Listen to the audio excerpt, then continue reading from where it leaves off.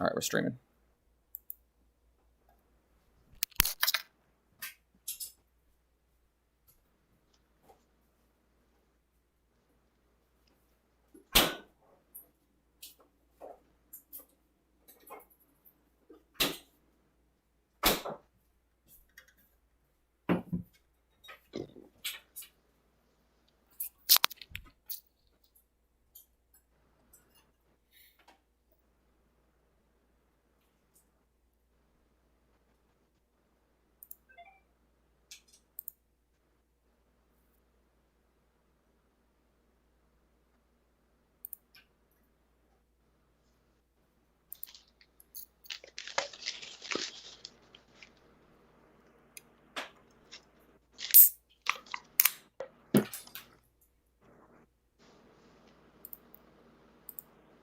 Hey, everybody.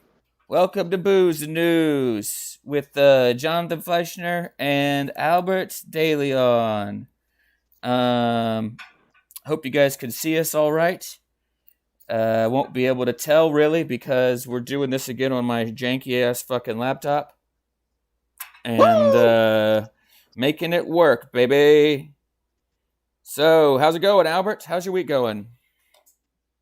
It's going all right. What you been up to? And what's going on in your world? I got some equipment. I think I told you the other night I'm trying to produce some comedy shows. Oh yeah, what kind of equipment did you get? Well, the basic stuff. I had to get like a speaker thing with a mixer. And I got it. Yeah, and that's actually the only thing I got so far. But now I just got to get the microphone and the mic stand, the amplifier stand. Yeah, man. Right on. Yeah, because we talked about it. Albert's setting up some comedy shows. Or even an open mic. I may do a goddamn open mic. I don't really give a fuck. As long as you can get paid some money. As long as I get paid some money, maybe get a few free beers out of it. Right. That's what matters. So, welcome to the show. Today's going to be kind of an interesting episode because we're still trying to figure out if I can do this on my laptop or not. And apparently it's not very good. But I'm going to be on the road some bit this summer, so I've got to figure some shit out. Albert, first thing first, we are going to do our beer review today. Are you ready? I'm ready. So, guys, it's time for the Booze and News beer review. And today, we're going to be doing this IPA, Wheeze the Juice. Wheeze the Juice. Wheeze the Juice. Albert, you know where that saying comes from, right? No. You never heard that? That was a Pauly Shore thing, I think. No. Right? Really? Yeah, from Encino Man, I think. I thought. Okay. So I think that's from Encino. I know he goes, Wheeze it. Wheeze it. Yeah. Dude, I tried, when I bought this beer, I tried to find Encino Man, like on a streaming service. I thought, this movie's old as shit. It's gotta be on Amazon or Hulu or one of those motherfuckers. Nowhere. They wanted me to pay like $10 to rent fucking Pauly Shore movie. Not doing it. Go on iTunes. I bet it's $3.99 to rent. I know. I need to get that Apple TV shit going because that looks like where everything's at now. But anyway, let's give this a try, Albert. Let's taste it. I don't have my nice glass with me today, so we can't look at the color of it. But it looks really light. Yeah. Albert, why don't you open your mouth real wide and pour some in there so the people at home can see the color? Because I don't have a glass. I'm gonna spill it all over myself. That's the point. That's what the people want to see. I'm not doing that. I'm already kind of drunk. Plus, I'm on the nursery chair. I don't want to fuck it up. Come on. Don't pretend like you haven't spilt beer in the nursery chair already. I haven't. I'm trying to be good. Marissa's gonna get pissed if I do that. Who's gonna piss? I like it, by the way. You like it? Okay. Yeah. Let's see here. I think it's okay. I'm gonna read some about it. It's an American India Pale Ale. It has a pretty decent amount of hops. Not super hoppy. 54 IBU, 6.4 alcohol by volume. Double dry hopped for max flavor. Out of it uses the hops Mandarina, Bavaria, Eldorado, and Cascade. So Eldorado and Cascade, if you don't know, Albert, are really like old hops that they've been using, microbrewers have been using for fucking ever. Pretty much every IPA that you've ever had, like 90% of them have Cascade hops. That's why this probably tastes like every other fucking IPA. To me, it just tastes like every other IPA. It does, but it's more drinkable than some of the other ones we had for me.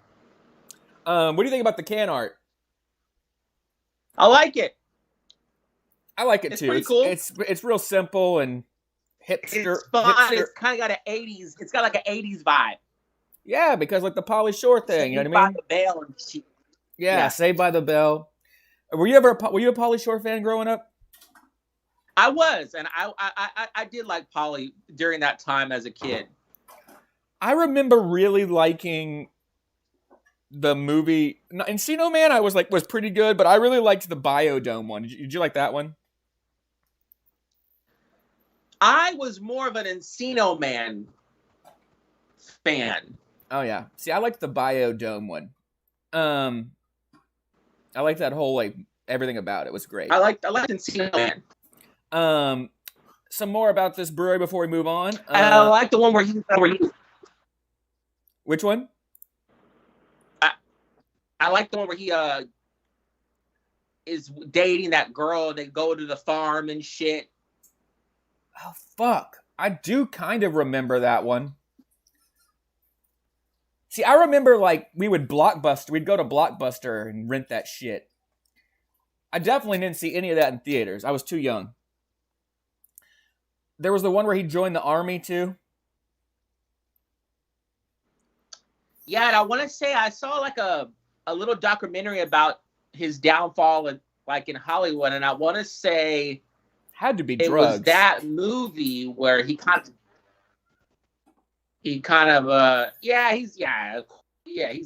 crackhead or whatever. Yeah. Oh man, I got a story about that. Actually, this actually is a good segue.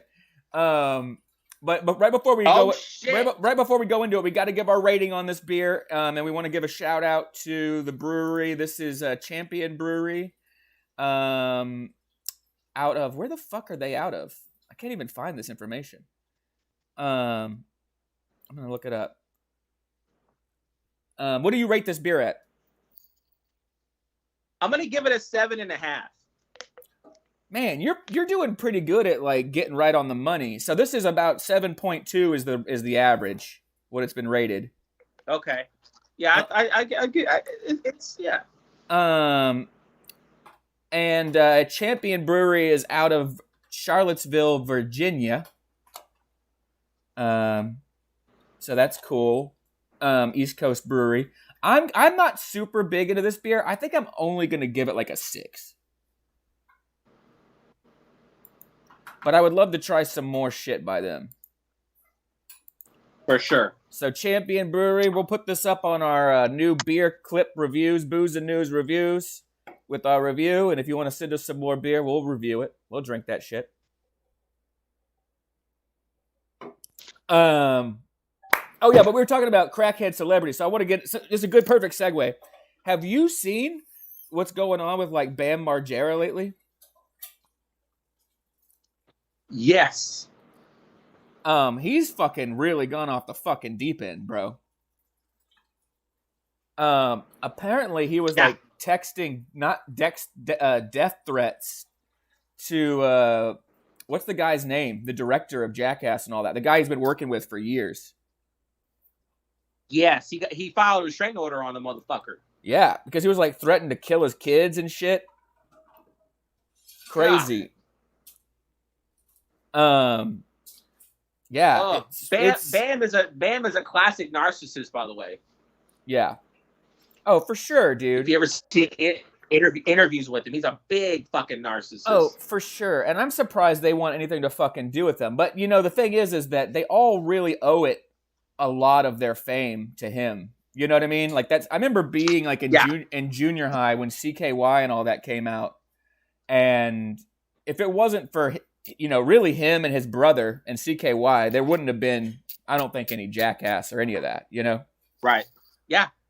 And so all those guys made all their money in millions of dollars, millions and millions of dollars off of that shit. So, but yeah, it's actually a real shame that because he was a very driven kid and was very like entrepreneurial thinking kind of person, really smart. But I think the fame and the fucking drugs and everything, it just affects everybody differently, and I think it just, man, yeah, got to his head. He became a big fucking piece of shit.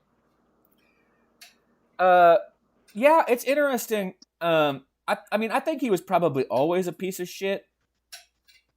He was like one of my least favorite people on that fucking show, for sure, always. But, like I said, though, without him, because he was the skater, so he had all that funding from the skate companies. You know, he got him all that sponsorships. The band CKY, that was his brother. They filmed all that shit, home video. He edited. Yeah, he would edit those CKY videos all by himself. Yeah, and he did a bunch of the music. Like, him and that Brandon guy would sit there and do all the music, and yeah, they did all that themselves. So I mean, yeah, I mean that's fuck. I mean, look at how we struggle doing what we're doing. I mean, they really worked their ass off. Yeah. It doesn't mean he wasn't a piece of shit, and it doesn't surprise me that he's right. But it's kind of like what Kanye West too. When you know people say that Kanye West was always like this, like no, he wasn't. He hid a lot of his crazy and likeness and like his like what do you call it whatever, the fucking arrogance and all that. He hid all that shit. And then he waited until he got real famous and got a lot of money. Then he was like, okay, now I'm gonna be a piece of shit.